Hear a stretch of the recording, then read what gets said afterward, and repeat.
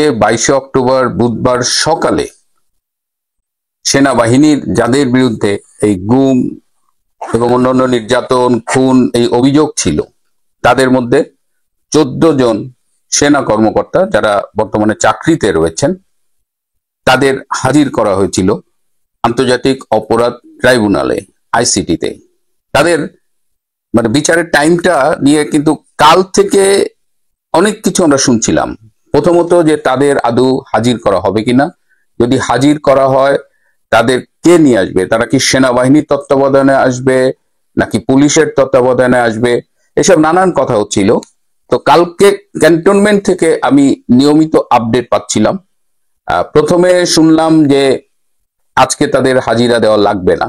কেন লাগবে না? কারণ তাদের পক্ষের আইনজীবীরা এই অধ্যাদেশের, এই যে নতুন অধ্যাদেশ করে আইসিটি অ্যাক্ট যে চেঞ্জ করেছে, তারা যে অ্যাড করেছেন, এই সেইগুলোকে চ্যালেঞ্জ করা হবে এবং এই রিটের শুনানি না হওয়া পর্যন্ত তাদের আদালতে হাজিরা দিতে হবে না। এটা কিন্তু কালকে বিকেলের দিকের কথা, দুপুরের পরের কথা। তারপরে হঠাৎ করে শুনলাম যে কালকে রাতেই তাদের এই ট্রাইব্যুনালের কাছে হ্যান্ড ওভার করা হবে। আর এদিকে ভিডিও কনফারেন্সের মাধ্যমে অ্যাপিয়ারেন্স, এটা অনেক আগে শোনা গেলেও কালকে আর শুনিনি। আবার রাতে শুনলাম যে তাদের আজকে নিয়ে যাওয়া হবে আইসিটিতে এবং আইসিটিতে গেলে তাদের জামিন দেওয়া হবে, এরকম একটা কথাও কিন্তু কালকে আমরা শুনেছি। যারা আটক ছিলেন, এই অফিসার্স মেসে যারা ছিলেন, তাদের কিন্তু বলা হয়েছে যে তোমরা যাও, তোমাদের গেলে হাজিরা দিলে তোমাদের জামিন দেওয়া হবে। এরকম নানান ইনফরমেশন কিন্তু তাদের কাছে দেওয়া হয়েছে, এই সেনাবাহিনীর বিভিন্ন পক্ষ থেকেই দেওয়া হয়েছে, অথরিটির পক্ষ থেকেই। এই যে কথাগুলো বললাম, সম্ভাবনার কথাগুলো বললাম, এই সবগুলোই অথরিটির পক্ষ থেকে যারা যে 14 জন ভেতরে ছিলেন অফিসার্স মেসে, তাদের সবাইকে এই ইনফরমেশন গুলো দেওয়া হয়েছে।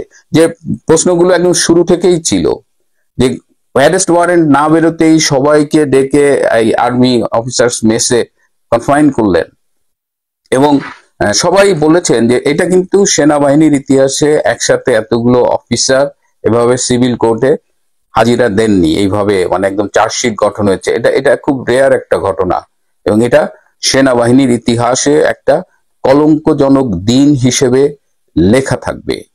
তো এটা নিয়ে জেনারেল ওয়াকার, যিনি সেনাপ্রধান, তিনি বারবার আমাদের কাছে বিভিন্ন নাটকের চরিত্রে এসেছেন। একবার বলেছেন যে আমি সবার কাছে গিয়ে বলছি, কেউ আমার কথা শুনছে না। তিনি বিভিন্ন সময় এটা বলছেন, কিন্তু আসলে কি হয়েছে আমি ট্রাইব্যুনালের কিছু সোর্সের সাথে যোগাযোগ করেছি। এই যে গতকাল যে এই বিভ্রান্তিগুলো করা হলো, একবার বলা হলো আদালতে নেওয়া হবে, একবার বলা হলো নেওয়া হবে না, একবার বলা হলো গেলেই জামিন দেবে, কিন্তু আজকে কি দেখলাম, যাওয়ার পরে তাদের সবাইকে কারাগারে প্রেরণ করা হলো। কিন্তু এরকম কিন্তু কথা ছিল না, জামিনেরই তো কথা ছিল। কিন্তু এটি কিভাবে এই ঘটনাগুলো ঘটছে, যেটা বলছিলাম যে ট্রাইব্যুনালের যে চিফ প্রসিকিউটর তাজুল ইসলাম কিন্তু সব বিষয়ে সেনাপ্রধান জেনারেল ওয়াকারের সাথে আলাপ করেছেন, এই সেনাবাহিনীর এই অফিসারদের এই মামলা সংক্রান্ত। এই যে তাদের সকালে হাজির করা হবে, টাইম এগিয়ে নেওয়া হয়েছে, তাদের কারাগারে পাঠানো হবে, সবকিছু তাজুল ইসলাম ওয়াকারের সাথে সরাসরি আলাপ করেছেন একদম বেশ কয়েকবার, এবং তাদের যোগাযোগটা খুব নিয়মিত এবং সবকিছুই ছিল প্রি প্ল্যান্ড। জেনারেল ওয়াকার জানতেন হোয়াটস গোয়িং টু হ্যাপেন, জানা সত্ত্বেও তিনি এমন একটা ভাব করেছেন যে তিনি জানেন না, তিনি সেনা অফিসারদের পক্ষে কাজ করছেন। That's not true. সেনাবাহিনীর মান মর্যাদা, সেনাবাহিনীর পক্ষে আইন বা সেনা আইনে এদের বিচার করা, কোনো কিছুই জেনারেল ওয়াকার খানের কাছে ম্যাটার করে না। He is politically committed two জামাতে ইসলাম। সে নিজেও ছাত্র জীবনে ছাত্র শিবির করেছে। অনেকেই বলেন যে তিনি ছাত্র শিবিরের একেবারে সদস্য পর্যায়ের ছিলেন, যারা শপথ করে এবং পার্টির জন্য যা কিছু করতে পারে। সুতরাং আজকে জেনারেল ওয়াকারের কাছে মুখ্য হলো যে জামাতে ইসলামীকে যে কোনো ভাবে ক্ষমতায় আনা, এবং যেহেতু এই মামলার বাদী হলো জামাতের যুদ্ধ অপরাধী গোলাম আজমের পুত্র, আর্মি থেকে বরখাস্তকৃত ব্রিগেডিয়ার আজমি, এবং যে আজমি জেনারেল ওয়াকারের সাথে খুবই ঘনিষ্ঠ ছিল, যেটি তারা আজমি এটা বারবার বলেছেন। সুতরাং সবই একটা পাতানো গেম, কিন্তু সেনাবাহিনীর কাছে নিজের একটা ফেক ইমেজ ক্রিয়েট তিনি করতে যাচ্ছেন, এটা বলে যে আই হ্যাভ ট্রাইড এভরিথিং।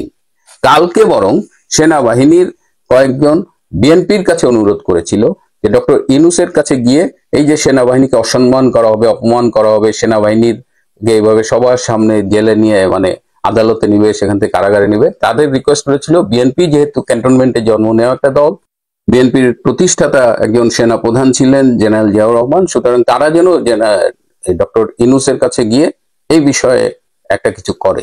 এবং সেই অনুযায়ী আপনারা দেখেছেন গতকাল বিএনপির মহাসচিব মির্জা ফখরুল আলমগীর, আমির খসরু এবং সালাউদ্দিন আহমেদ তিনজন গিয়েছিলেন। আমরা সচরাচর কোনো মিটিং এ এই তিন ধারার তিনজনকে একসাথে বিএনপির প্রতিনিধিত্ব করতে দেখি না, কিন্তু কালকে আর্মির অনুরোধে তারা গিয়েছিলেন।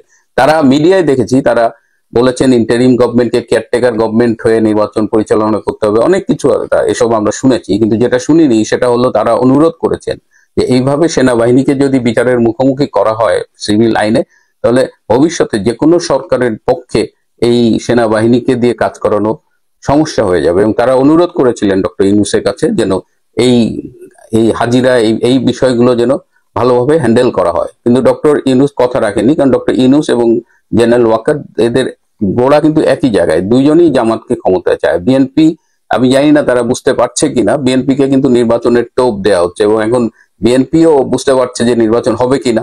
সাবেক সেনা প্রধান আইকেবি ইকবাল করিম ভুইয়া বলছেন যে 1 থেকে 2 বছর কেয়ারটেকার গভর্নমেন্ট থাকবে, এটা কিন্তু এমনি এমনি বলেননি, তিনি এটা দেখে এটা বাজারে ছেড়ে একটা বাজার অ্যাসেস করছেন। সো বিএনপি কে নির্বাচনের মূলা ঝুলিয়ে পরিস্থিতি এমন ভাবে ক্রিয়েট করতে চাচ্ছেন ইউনূস সাহেব এবং জামাত ওয়াকার এরা মিলে, যাতে নির্বাচনটা না হয়। এবং নির্বাচন না হলে, জামাত তো এখন ক্ষমতা ভোগ করছে, জামাতই সরকার চালাচ্ছে, আর নির্বাচন হলেও যদি হয় তাহলে জামাত ক্ষমতায় যাতে আসতে পারে সেই জন্য ওয়াকার এবং ইউনূস চেষ্টা করছে। সুতরাং বিএনপির ক্ষমতায় যাওয়ার সম্ভাবনা খুব কম, কিন্তু বিএনপি এখন আবার ইউনূসকে টোপ দিচ্ছে যে বিএনপি ক্ষমতায় গেলে তারা ডক্টর ইউনূসকে পর্যাপ্ত সম্মান দেখাবে, মানে তার তিনি একজন গুণী মানুষ, তাকে কিছু একটা দেবে, কিন্তু খেলাটা অন্য জায়গায় আর কি। তো এইটা হলো, এই যে বললাম যে নির্বাচন হবে কি হবে না, এটা হলো ডক্টর ইউনূসদের ক্যালকুলেশন। আমি কিন্তু আওয়ামী লীগ এবং অন্যান্য রাজনৈতিক শক্তির কথা এখানে আলাপ করছি না। আমি এখানে আবার ফিরে আসি সেনাবাহিনীকে নিয়ে।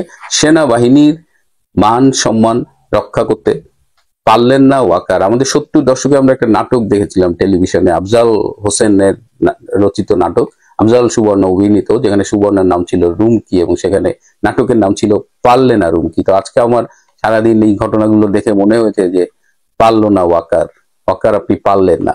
কিন্তু আপনি কি পারেননি? আপনি করতে চেয়েছিলেন পারেননি, নাকি আপনি ইচ্ছে করেই ব্যর্থ হয়েছেন? আপনিও চেয়েছেন যে এইভাবে, হ্যাঁ, সে মানে এই যে যেহেতু জামাত অভিযোগ করেছে এবং এদের বলা হচ্ছে আওয়ামী পন্থী, সব ষড়যন্ত্রের সাথে আপনি একেবারে top to bottom A to Z আপনি জড়িত, এবং আজকে আপনার হাত ধরেই আর্মির এই চূড়ান্ত অপমানটা হলো। ইতিহাস কখন কাকে কি ফিরিয়ে দেয় সেটা তো আমরা ঠিক আগে বলতে পারি না, অনেক সময় অনুমান করি, বিশ্বাস করতে চাই না।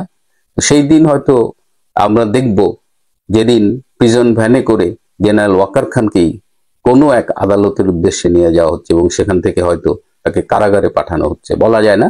তবে যে ঘটনাটা আজকে ঘটলো এটা কারো জন্যই মঙ্গল বয়ে আনবে বলে আমার মনে হয় না, এটা কারো জন্যই সুখকর হলো না। এই যে সেনাবাহিনী আজকে সকালে তাদের ঘুম থেকে উঠানো হয়েছে 5টার সময়, 5টায় ঘুম থেকে উঠিয়ে তাদের আবার এই প্রিজন ভ্যানে 40 মিনিট তাদের বসিয়ে রাখা হয়েছিল। তো এই যা হোক, তাও একটা ভালো প্রিজন ভ্যান দিয়েছে, একটা এসি কন্ট্রোল কি শীততাপ নিয়ন্ত্রিত প্রিজন ভ্যান, এটা আমরা আগে দেখিনি। তো যাই হোক, জেনারেল ওয়াকার, ইতিহাস আপনাকে মীর জাফরের মতো করে মনে রাখবে, এটা আমরা আগে বহুবার বলেছি। সময় আজকে আপনি যেটা করলেন তার প্রতিদান আপনাকে ফিরিয়ে দেবে। প্রিয় বন্ধুরা, আজ এ পর্যন্তই। ভালো থাকবেন, সুস্থ থাকবেন, তার চেয়েও জরুরি হলো নিরাপদে থাকবেন। সবাইকে অনেক ধন্যবাদ।